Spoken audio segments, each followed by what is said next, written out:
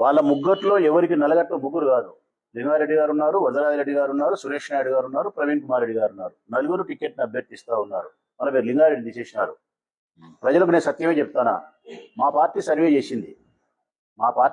చేసింది. నా గెలుపుకు సంబంధించి కానీ వైఎస్ఆర్ పార్టీ స్థితిగతులు కానీ సర్వే చేసింది. ఆ సర్వే రిపోర్ట్లో కాలం ఉంటుంది. ఇక్కడ తెలుగుదేశం పార్టీకి ఎవరైతే అభ్యర్థి బాగుంటారని ఒక కాలం అడుగుతారు. అడిగినప్పుడు తెలుగుదేశం పార్టీకి సంబంధించిన వాళ్ళు కానీ ప్రజలు కానీ ఎవరైనా చెప్పచ్చు. అట్లా చెప్పిన కాలంలో లింగారెడ్డికి 46% వచ్చింది, ప్రవీణ్కు 38 వచ్చింది, మిగతా తక్కిన శాతం వరదాడికి వచ్చింది. అంటే మా పార్టీ చేసిన సర్వేలో తెలుగుదేశం పార్టీ అభ్యర్థి ఎవరు మంచి అంటే గన ఈ ప్రొద్దుటూరు నియోజకవర్గంలో చెప్పిన వాళ్ళు లింగారెడ్డి పేరు ఎక్కువ చెప్పినారు. ఇది సత్యం. నా దగ్గర సర్వే కాపీ కూడా ఇస్తాను, మీకు చూసుకోవచ్చు. అబద్ధమేం కాదు. నాకేం అబద్ధం చెప్పాల్సిన అవసరం ఏముంది?